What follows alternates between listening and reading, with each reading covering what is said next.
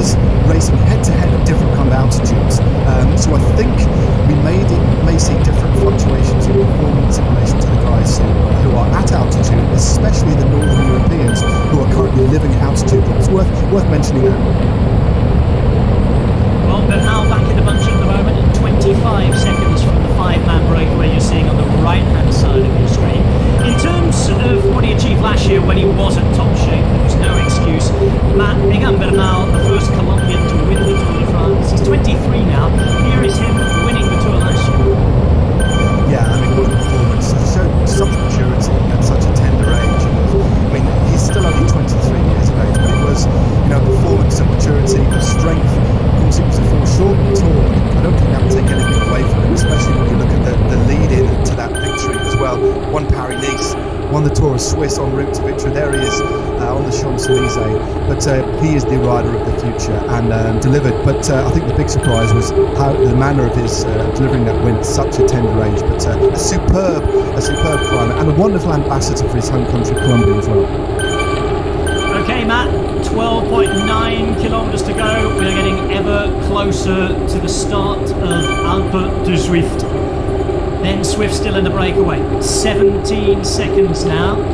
And of course, the man we saw crossing the line with Egan Bernal, holding his hand up on the Champs-Élysées last year, was the man who won the Tour de France a year earlier for Team INEOS, what was then Team Sky.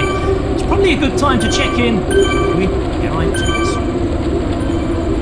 So Geraint, how are you doing? How have you been coping? Yeah, I'm good, thanks. It's obviously strange times. The main thing not knowing what you're really training for, but I think the main thing is just trying to mentally stay fresh, really. You say you haven't had a race focus, but you do have a race, of course, the INEOS Zwift race. How's your form for that? How's your tapering coming along? Well, tapering nicely for it.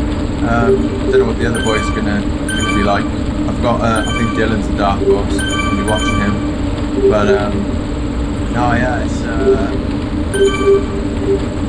it's going to be tough for sure. I think it's going to be, everyone goes into it a bit sort of like, I am too bothered, but as soon as you get going, it's going to be every man for himself. That race is going to be on for sure. You're a veteran of Zwift though, Geraint. Surely that gives you something of an advantage, does it? Oh, I don't want to build myself up, but I know how it all works, so hopefully I can use that to my advantage for sure. But I'm not going to be giving the boys any secrets away. Well, I was going to ask you actually to give a few secrets away. What are the tactics going to be on the day? No comment. I'll tell you afterwards. I know this is serious stuff. You and Egan Bernal are both team leaders. You're the one with the Zwift experience, though. Do you think you'll be running scared a little bit on the day? Oh, for sure. They're all scared of me. On Zwift or on the road. Wherever it is. But I think I'm pretty nervous, to be fair. But it should be good fun. Today's race takes you up a climb that you're very familiar with in the real world. Have you ever tackled Alpe du Zwift? Do you know how it compares with Alpe d'Huez? I haven't ridden it all before. It's too hard, really. But every time I've done it, it's been brutal. It's just you're either at the front winning or out the back. It's always hard. So I'm looking forward to it. It's nice to see the hairpins again. And, obviously it's not the real thing, but it is really realistic. From just when you're riding flat and then when you're going uphill, it does get a lot harder on the Zwift. Obviously, 8 to 10% inclines a lot of the way, so it's definitely a challenge. It's definitely going to have everyone blowing, I think, by the top of the show. Can't wait to see how Geraint Thomas goes when we come to the meaty part of this climb. You can see now that the road is starting to go uphill, 10% of a gradient here, 11.7 kilometres to go. We are there on Alpe du Zwift, 21 hairpin turns to go, and Ian Stannard alongside Chris Lawless remain at the front. But look, we're seeing gaps, 2 seconds to Swift, 7 seconds to Ganna. Rowe is about to be brought back by the peloton, and behind Gegenhardt, Wolf, Sivakov and Froome, it's just 17 seconds now from the front of the race to behind where you can see the rest of the peloton. Indeed, Ian Rob, Stannard it's, up there at the front, and here he is in his quite impressive gym. A more impressive gym than his internet connection, I think. But Ian Stannard there, obviously working hard. Jersey already off. And I know also watching on from a distance in his office, Dave Brailsford is listening. I think in a moment we could probably go and talk to Dave Brailsford. And here is Dave. Dave, what's it like watching your boys in this virtual world? Hey, I'm loving this actually. It's good to see them all working hard. They've been telling me they're working hard and they've been telling me about all this, but to be able to actually see them and see them racing again is fantastic. I mean, it's great for team morale. It's just a great thing to be doing at this time. You know, it's a strange time for everybody, and camaraderie and supporting each other and the human factor is very, very important at this moment in time for everybody. And anything you can do to connect people together and do things that we can help connect other people together, for the fans and everybody else, I think it's a very, very important thing to be doing. Yeah, a lot of people have been really looking forward to seeing some sort of racing this weekend. We've got it. It looks exciting already. There's a little detail on the new kits that everybody's wearing. It says about something called hands-on. What is this hands-on initiative that you've all been doing? Well, it's really exciting actually. So Sir Jim Radcliffe, who's the chairman and owner of INEOS, got in touch and he had this idea. He said, look, we make all the raw materials that go into hand sanitizer. So he set everybody the challenge, and the guys in his company in England, in France and in Germany, to create a brand new production line to create bottling facility for hand sanitizer, to make hand sanitizer in those 3 countries. Let's make it in 10 days and let's deliver it free of charge into the NHS, to the health workers, to the hospitals in France, to the hospitals in Germany and Belgium, and get it out and support the people who need it the most. And we had a chat and he got in touch and he said, could we as a team take on the distribution, that part of the business, and do the hospital side, get it out there, get all the orders, get it all sorted out. And so we took that on with a great appetite, really, because for us to be able to do something for the community, do something in general, do something to support INEOS as well, and such a great project it's a real privilege to be able to get involved, you know. Brilliant. And to be honest, you're doing a lot for cycling fans as well today. A lot of people tuning in from all around the world, as well as the many more important health initiatives that you've just been talking about as well. You put smiles on people's faces. I can see that Ben Swift is going pretty well up that 10% gradient at the minute. He's pulling out a bit of a gap. Just before we leave you to watch the last 10 kilometres, Dave, any predictions? Well, I think Dylan Van Baarle's been training pretty well, I'd say, and maybe Eddie Dunbar. Keep an eye on Eddie. I think the guys at sea level definitely got an advantage over the guys at altitude. That goes without saying. So I think I'd be watching one of those two. Well, so Dave Brailsford, thanks for joining us, and we might hopefully be able to see you a little later on with a reaction to whoever wins. Thanks for your support. Thanks, guys. Brilliant to hear from the team boss there, Matt. And I know you've probably been keeping an eye for us on what's happening on the road, Matt. We've got 10.5 kilometres to go. We're under the meaty part now. I think the last time I saw we were through, was it hairpin number 19? Yeah, you can see that on the right. The riders will have that information on screen. I mean, the wonderful thing about the way that on the Zwift platform they've broken down this time. Blimey, just look at the state of Rowan Dennis's hairdo then. So I just caught a glimpse of what looked like a wild man from Borneo. Rowan Dennis is moving up the field, but with a most interesting hairdo. But no, you are right, Rob. All of these, the riders will get a countdown on the hairpin, and also get each hairpin will be timed as well. And it is pretty much an exact replica of Alpinist, as we can for the first time see the double world time trial champion is kicking out 460 watts, which is hovering, Rob, at around 6 watts per kilogram, just about to catch up Ben Swift, who's had a pretty good history on this climb. Remember a couple of years ago, Rob, when he was second to Peter Kenyak on Alpe d'Huez in the Dauphiné. Yes, he was. I think they were running at the other side then, and it was a really, really difficult mountain stage. We talk about the Dauphiné as well. Dave Brailsford mentioned Dylan Van Baarle, who is, let's not forget, a mountain stage winner in the Dauphiné, as we're going back to the British champion Swift. And look at that, 594 watts there briefly put out. He's pedalling away. The heart rate's quite high as well, 170s, 180s now.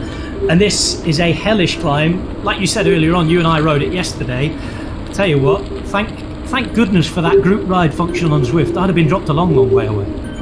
Yeah, definitely. That's quite a good, what Rob's talking about there. There is the ability on Zwift, you can invite some friends or a little group of riders along, but regardless of the power that you're outputting, you all actually stay together at the same speed. And we were both pretty thankful for that, as you said, Rob. So we did do a recon with the rest of the team and a couple of the coaches as well, which was a really good insight into this climb, the way it ebbs and flows, the hairpins. But look at this, there's an attack. Dennis now goes clear.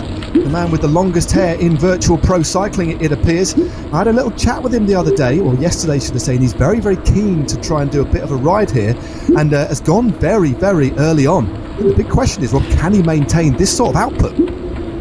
Well, Rowan Dennis is also one of the riders riding at altitude. Not as high altitude as the guys over in Colombia, but he is in Andorra, micro-state between France and Spain. Dennis is there alongside Worth and Swift at the moment. And as we just saw, and we can see on screen again, Rowan Dennis's hair in real life bears no resemblance to that wig he's wearing in the virtual world. Yeah, I think he's been having a little fun playing around with his avatar there, as you say. Spinning away, you can see he's pedalling quite a high cadence, 94 revs per minute at the moment. 5.8 watts per kilo is what he's pushing. And the gaps behind are starting to open up. We can see Chris Froome, the 4-time Tour de France winner, move up into 4th place. Yeah, you can just see Eddie Dunbar. Alongside Dennis, Cameron Worth is also sitting on his wheel. Yeah, Cameron Worth still putting out some big power there. 97 RPM, and when you think about Dennis, we think, he had a problematic year last year, but still came back to win the time trial, defend his world time trial championships. But when you look back further to last year, he was second overall in the Tour of Switzerland and lost a lot of weight, rode very well, only finished, I think it was a handful of seconds behind Egan Bernal.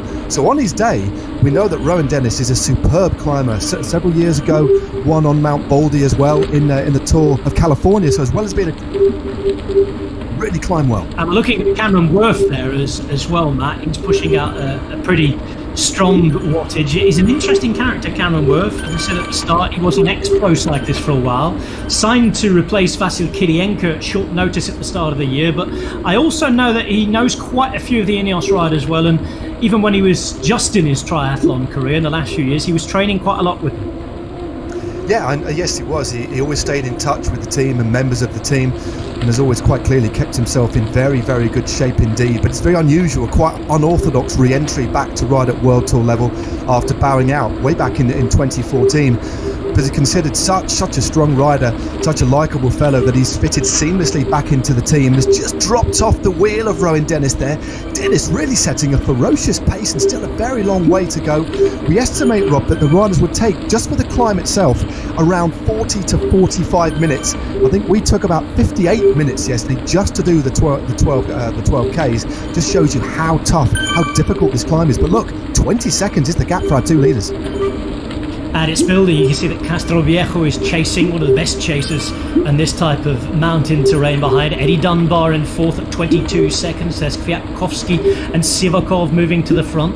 Froome is still up there as well, as the seconds also start to build up between the group behind. Interested to see actually how together the group behind is, and if we've lost any riders from, of course, what was a 30 rider strong peloton at the start of the day. This is Worth, 36 years of age, still sitting on Rowan Dennis' wheel. Worth, who in his professional cycling career has been a very, very solid domestique, but has failed to win a single bike race so far. And we all know that Rowan Dennis has won plenty on the road. He's just opening a little bit of a gap again. Dennis is a 2-time world time trial champion. Yeah, he's certainly a consummate rider against the clock, can really focus. It's riding time trial as well. You don't just need a big engine, you need the ability to focus, you need the ability to block everything else out, and you need the ability to suffer. And Rowan Dennis can certainly suffer. And he's actually started to gap Cameron Worth, a fellow countryman. 2 Aussies out in front at the moment, but Worth, after having to put in some big surges to try and stay in contact, still only 1 second adrift as we head up to another 11% section here. The gradient really starting to bite here, and 25 seconds back to Jonathan Castroviejo and Eddie Dunbar, Sivakov as well, Kwiatkowski. So a lot of the team leaders clearly riding very, very well, and good to see Chris Froome hovering at around 7th position. Well, on Alpe d'Huez Zwift in April, you get snow. Interesting to see what the weather's like a bit further up as well, because we had little bits of wind blowing off some of the more exposed hairpins when we were climbing up yesterday. You can see that Dunbar there on one of the easier sections as we now look at Chris Froome. Chris Froome down in 10th place at 26 seconds, sitting just behind the group on the right hand side. And of course Froome, with that awful accident he had at the Dauphiné last year, making his way back. He's now been racing again in the UAE Tour before we had the suspension of life as we know it around the world a few weeks ago. But Froome riding from the south of France. Interesting to see exactly how he goes once we start again, Matt. And Chris Froome, you don't really need to introduce him, do you, really? 4 times Tour de France winner, looking for number 5, 2 times a Vuelta winner, 1 times a Giro winner 2 years ago with that wonderful performance on the Colle delle Finestre. For Chris Froome, it's going to be a big year, isn't it, Matt, when we get racing again? Yeah, I mean, we don't know exactly what's going to happen throughout this year, but it is a big year. It's a big year for a lot of riders, but especially Chris Froome. But the thing that struck me in that lovely little interview with Orla a few minutes ago is the fact that Chris Froome seemed very relaxed. He's clearly he deals very well with extreme circumstances. He's a family man now. He's very pragmatic, but he was smiling. And I think to go back to what Dave Brailsford was saying as well, this is probably one of the first times that the team have ever had the opportunity to ride together apart from a training camp as a unit, and to see Chris relaxed, riding his bike. Clearly he's got a reasonable level of fitness. I mean, look at the numbers that he's putting out at the moment, still hovering between 5 and 6 watts a kilogram, only 30 seconds behind Rowan Dennis, who is flying up this mountain, eating this tarmac up. No, good to see Froome back on his bike and riding well, putting out some very, very respectable numbers. It'd be great to see him back racing on the road race. Yeah, we're looking at Rowan Dennis here now putting 5 seconds into Cameron Worth. And just while we were talking about Chris Froome there's been a change in the race situation behind Matt. If you look at that graphic on the right hand side, there is now a 9-second gap between the group, including Froome.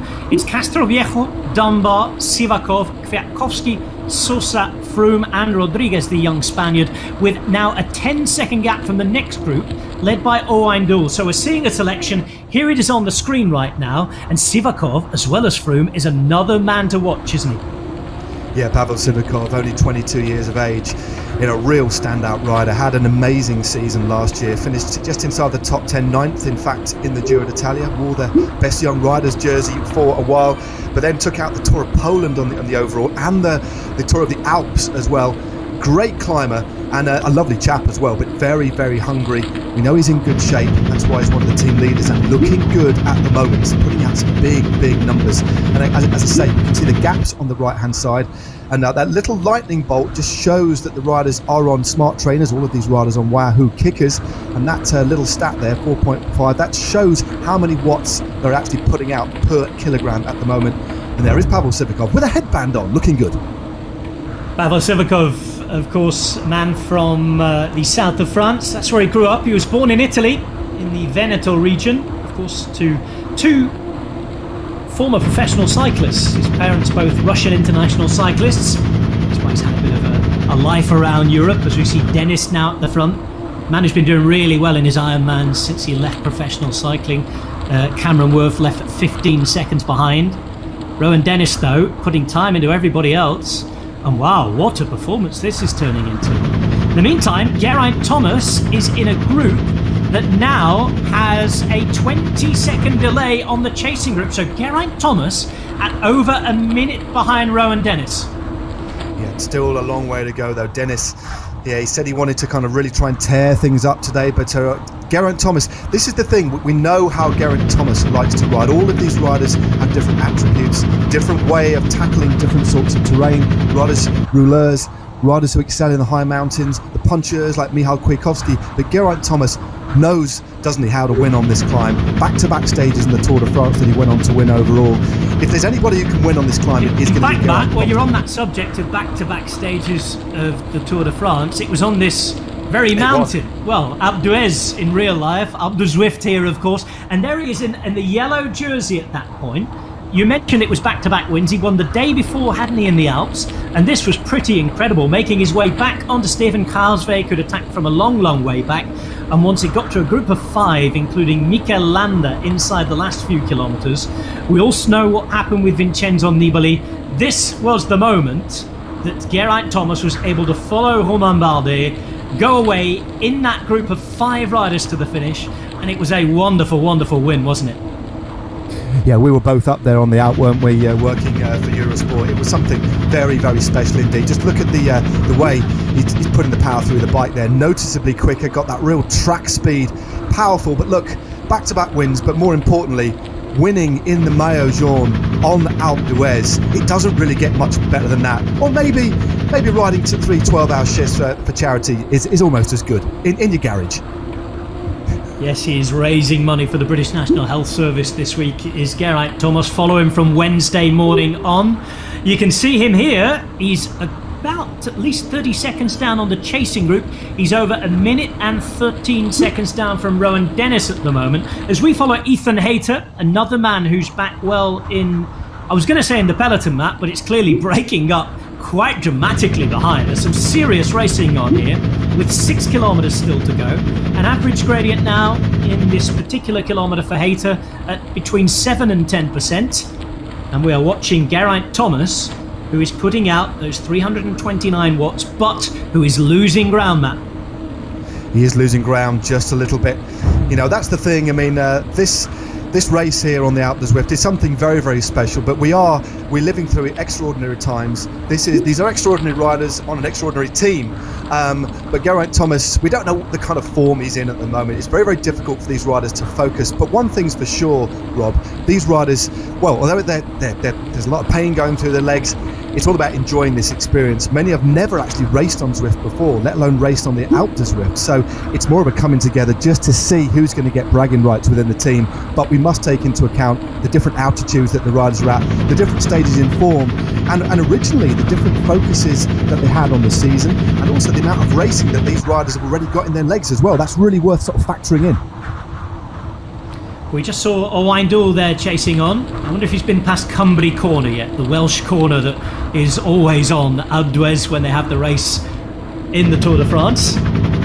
Here on Alpe d'Huez, the snow is getting thicker and thicker. You can hear the wind in the background as well, with 5.5 kilometres still to go.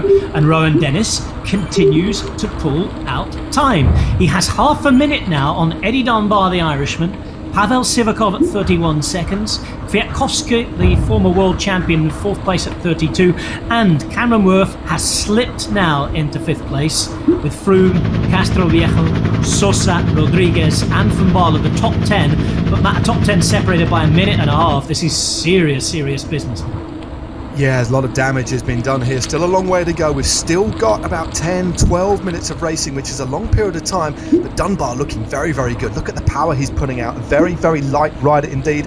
Slight figure, only 57 kilograms. Very, very high power to weight ratio. But Rob, it's worth noting that he's one of the few riders who's actually had a reasonable amount of racing, because Team INEOS did actually stop racing on the 1st of March ahead of several other teams. He was 11th overall in the UAE Tour, and then went in the Tour of Provence for 6th overall. So he's come into this race. Okay, we've had 6 weeks without racing, but already had a good bit of form to carry into this period where, well, we didn't really know what the riders were going to do, but clearly some of that residual form is paying off and looking good. It's clearly Dave Brailsford's tip, and he's eating in slowly to surely onto this lead of Dennis, but still 30 seconds. It's impressive from the Australian.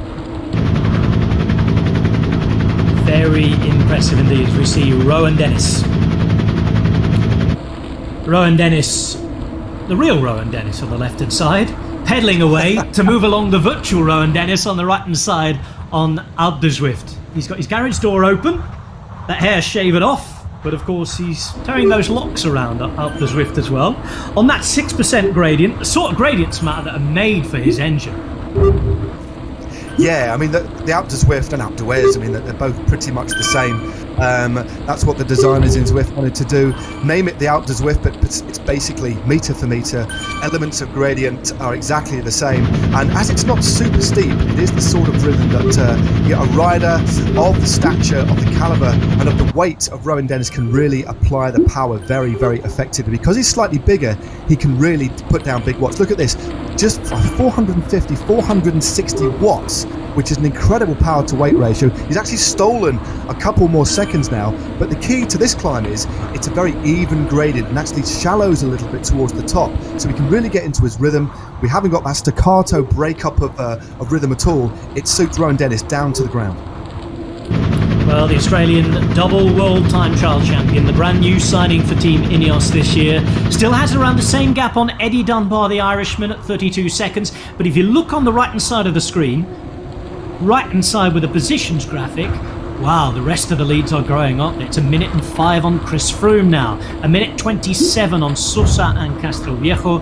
Kwiatkowski here is further back. He's at 42 seconds.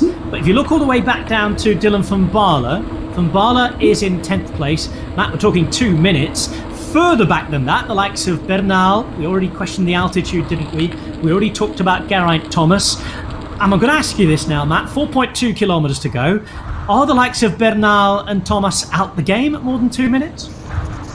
I'd never want to say with the likes of Bernal, you don't know how he's riding this climb, but I think what we cannot eliminate, and what we touched on before, is the fact that there's, if you cannot, I mean, there's a real... You come back up to sea level, right? And that's when you get the benefit after a readjustment period. But the riders at near enough sea level are going to have a big advantage here. So I think 2 minutes, Rob, to answer your question as we head into the snow line. I think it's going to be difficult to cut back this lead. Top 10 separates over 2 minutes and 30 seconds. And Dennis moving a little bit further clear of Eddie Dunbar, who's putting in a superb ride. But good to see the emergence of Michał Kwiatkowski now in 3rd place. Rowan Dennis riding up Alpe d'Huez, but it looks like the Passo Gavia, doesn't it? Look at that snow left and right. And those of you who might be missing the Giro d'Italia this year, well, you've got a little image of it there on your virtual screen on the right hand side. Snow banked up, but Dennis increasing his lead. He's taken another 2 seconds on Dunbar as we're now just over 3.5 kilometres from the top. His gradient is about to kick up again in a moment as he comes through this particular turn. Remember, you just missed the sign there. They're all numbered, aren't they? They are indeed. The riders will get the indications of the numbers. And if you just see on the top, the right-hand side of your screen there, that little picture-in-picture, that just shows the current gradients, just moving up to 10% now. It shows where the other riders are on the road, and it shows the hairpins, it shows the little bits of road that are yet to come. Of course, it shows the finish line again, as we see the figure of Eddie Dunbar still hovering at around 3/4 of a minute. Can't seem to make too much inroads into the lead of Rowan Dennis, who's really enjoying this. While he was in that group yesterday, Rob, he was at the front of the group putting out 5 to 6 watts a kilogram, almost in like a practice run. He certainly didn't take it easy, even on the recon. Eddie Dunbar with that heart rate right up at 189 beats per minute. He's going like mad at the moment. Riding in his kitchen, turn 6, and there is Eddie Dunbar giving everything in Cork in the Republic of Ireland. I'll tell you what, I've talked quite a bit to our colleague Sean Kelly about this young man. He's very excited about what the 23-year-old might be able to produce. And Matt, you can see he's going for it on his kitchen floor. Well, he's got the advantage, Rob, if he wants to, of actually putting a piece of toast on and making a brew so he can fuel himself in his kitchen. So a wonderful little diverse tactic there from the Irishman. Still only 23 years of age. But I think the thing about this Irish rider, about Eddie Dunbar, is the fact he's so versatile as we head back. 3rd overall in the Tour of Yorkshire, 4th in the Tour of Belgium, under 23 winner of the Tour of Flanders, and can ride in the high mountains as well. He's got it all, and he performed very, very well at the Giro d'Italia last year, where he finished just outside the top 20. So he, I think, is one of the most exciting young riders within Team INEOS. I think he's got a big, big future ahead of him.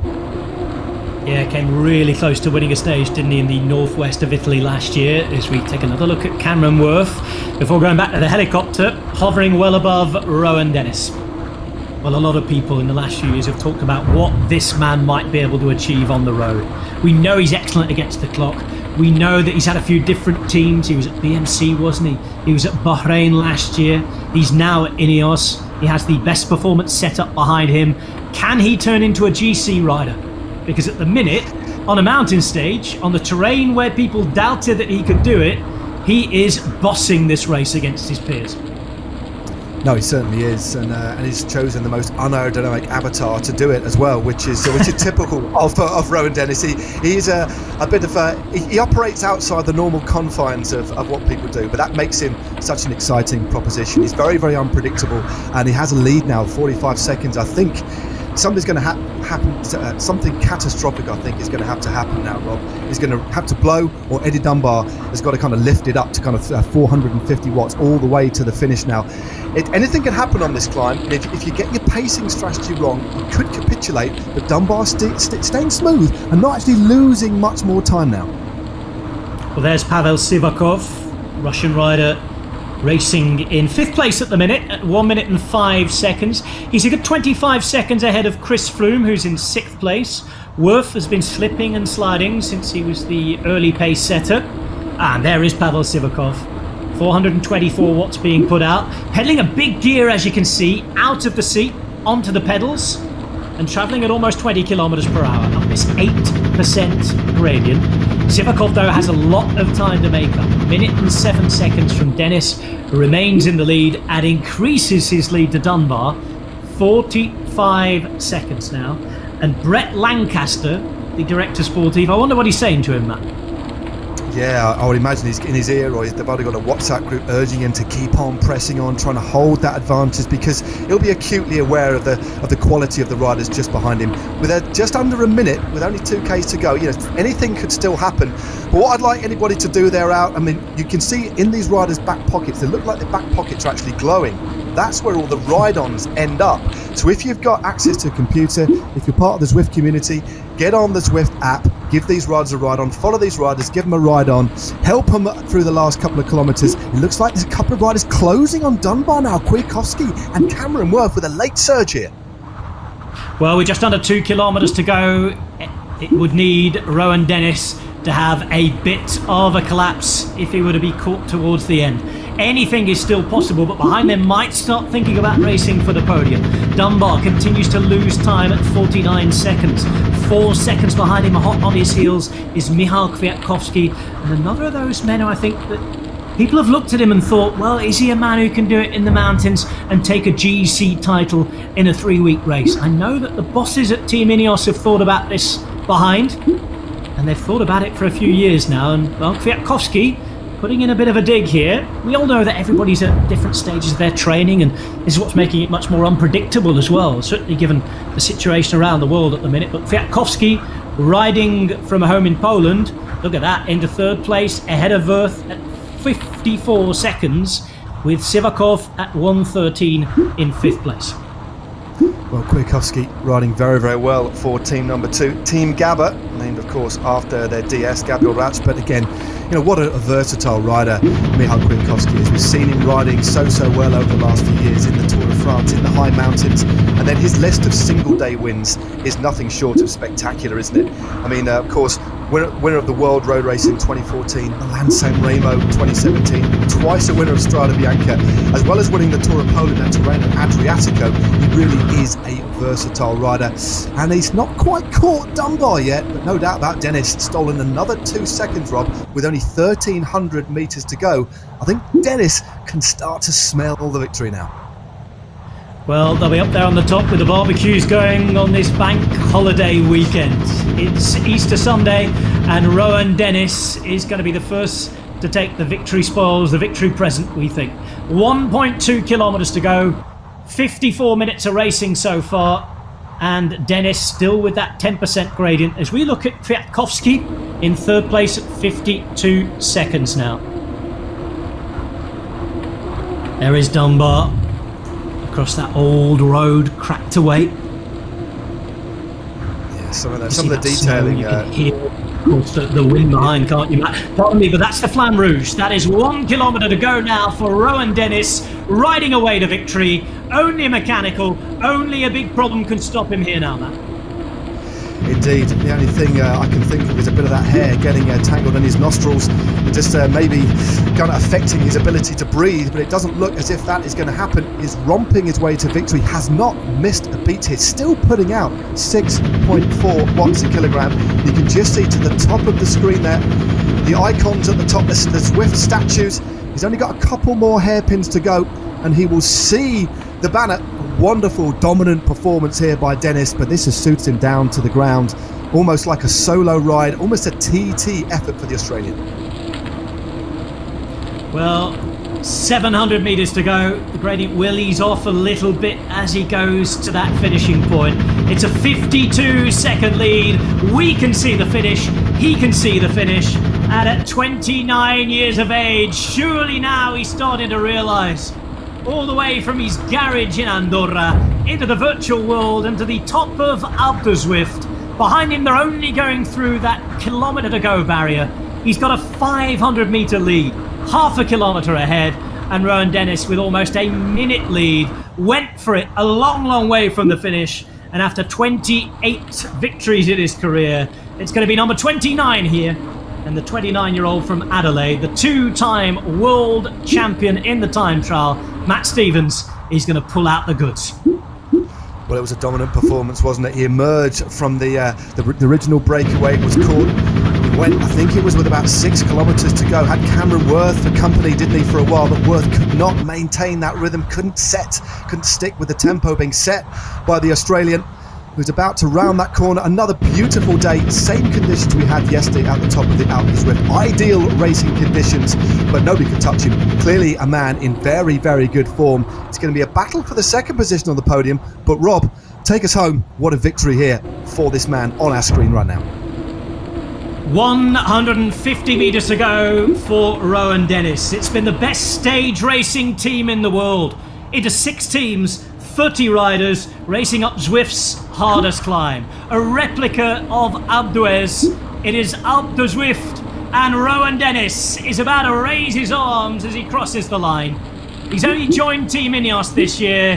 He's upset all of his teammates, but a big smile on his face. It's bragging rights for Rowan Dennis, winning the E-Race Challenge for Team INEOS. Zwift is the winner. Rowan Dennis is the winner. And wow, it is a superb, superb victory. Indeed, absolutely dominant performance there from the double world time trial champion. He said he wanted to try and win this. He was intimating that he might try and shake things up a little bit, and he did that in fine fashion. Split this bunch up, absolutely shattered the chase behind. And look at the top 10 here. Hayter in 10th position, still with a fair bit to go at 3 minutes, but Eddie Dunbar, superb ride here for second place by the young Irishman. Great performance. Finally the finish line in sight for Eddie Dunbar. 53 seconds of a delay, but he's just going to hang on ahead of Michał Kwiatkowski, who was threatening him for that second place. Dunbar, all the way from Corkin Island, finishes second, with Kwiatkowski, the former world champion, just about to cross behind. So there is the podium.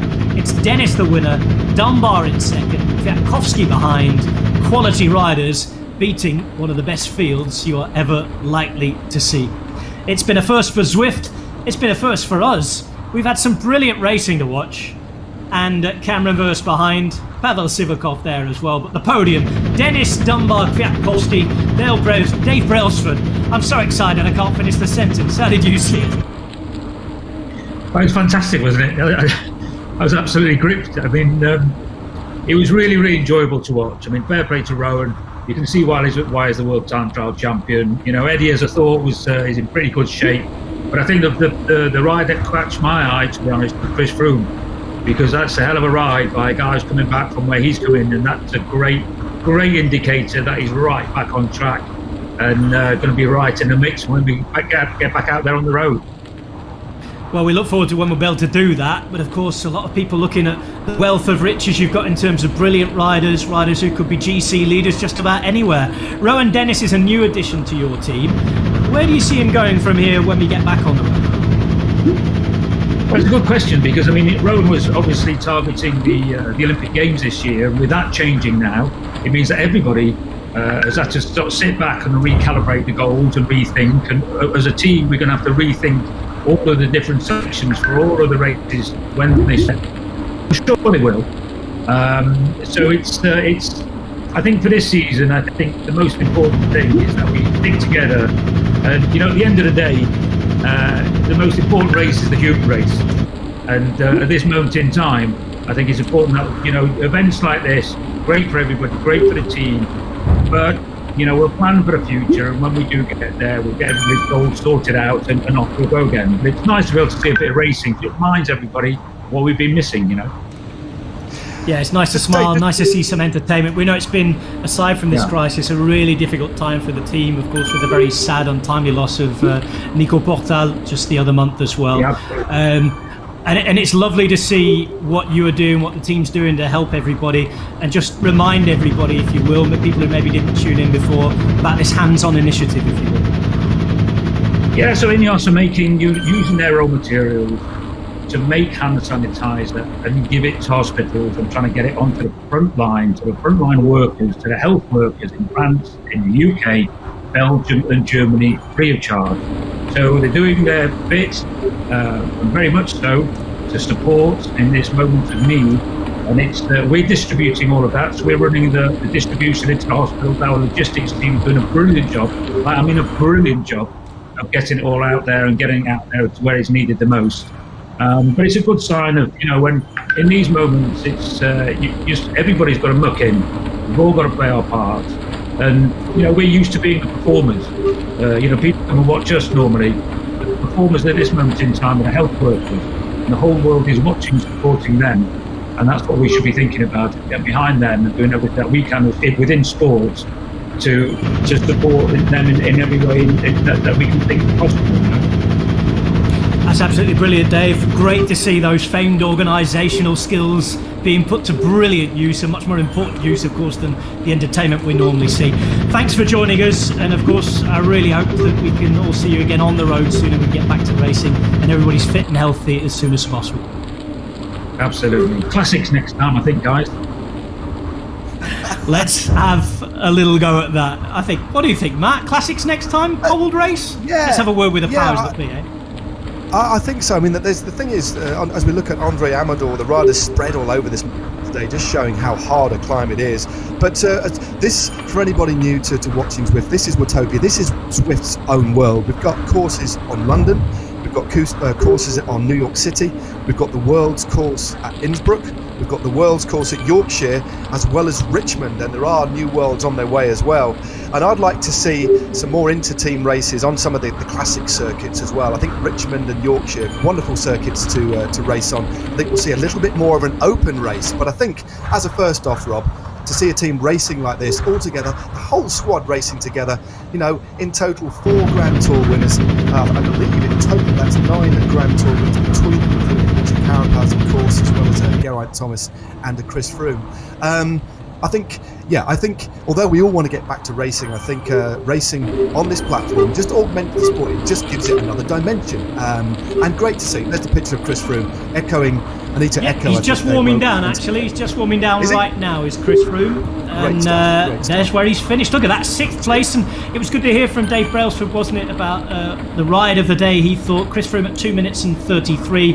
Look at that trophy, though. Top of the tree, Rowan Dennis. 58 minutes 1 second from start to the end of that race. But look, he put a lot of time into Eddie Dunbar. 56 seconds ahead. Almost a minute behind was Michał Kwiatkowski. It was Dennis, Dunbar, Kwiatkowski on the podium. Worth just joining the team, just becoming a pro cyclist again after his time in triathlon.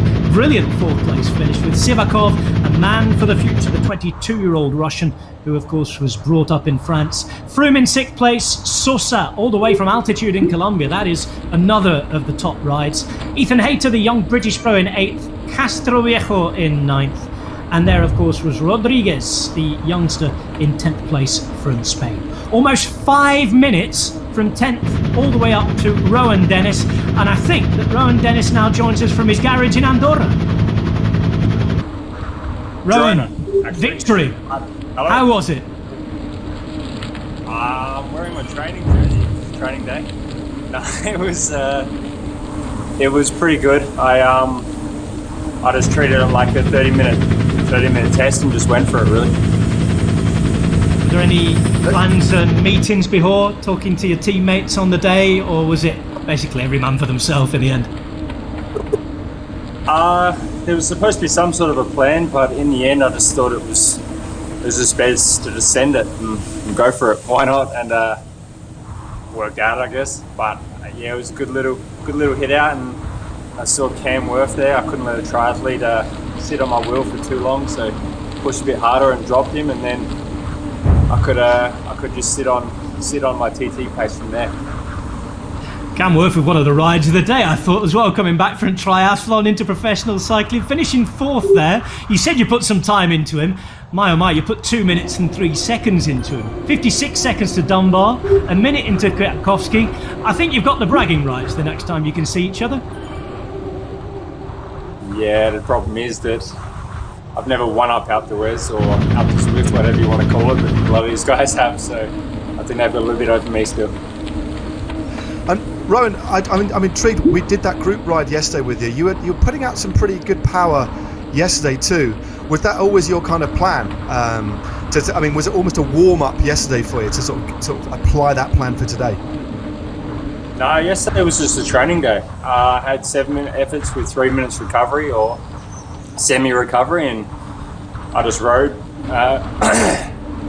to my power yesterday, and it was just a typical training day for me. So it was just a bit of a insight, obviously, as to what the climb would actually be, but that's about it. And what about Rowan? Sorry, Matt, go on. You finish. You carry on. Apologies, Rob. Apologies. We're all trying to chat. We're used to sitting in the same room, aren't we? We are indeed. But no, I was just intrigued, Rowan, about your thoughts on not just riding within the team.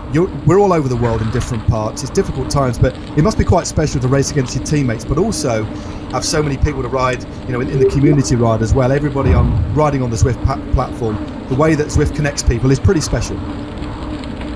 It is special, and obviously it's one of those times where no one is really worldwide allowed to ride with anybody, so we're lucky to have technology like this and be able to still do something, especially for not just for our sponsors, but to be able to do something for the fans as well, and keep them in the loop of what we're doing as pros and what we do for training and everything. Yeah, I can tell you that there were 15,530 socially distant riders riding together on that group ride before. So just to highlight what you said there, Rowan, that's a pretty impressive number. Isn't that a record? It might well be. We'll have to get the people that... I think, actually, I'm just being told, yes, from a few hundred miles away, they're telling me that, yes, that is a record, a number of people ride together. So well done. You're welcome. Together but apart, and we're going to leave you, Rowan Dennis, to go and warm down and maybe have a celebratory tipple or two down in Spain. Well done, and hopefully we'll see you at one of these things again soon, and even more importantly, everybody's healthy, happy, and we see you back on the road again soon. Thanks, mate. Cheers to that. Yes, mate. So Rowan Dennis, victor ahead of Eddie Dunbar, Michał Kwiatkowski finishing in 3rd place. Brilliant ride from Chris Froome down in 6th as well. Matt Stevens, expert alongside me. I know you'll have enjoyed this. What are your final thoughts? And it was a lot of fun. I think it just shows where the different kind of riders are. It shows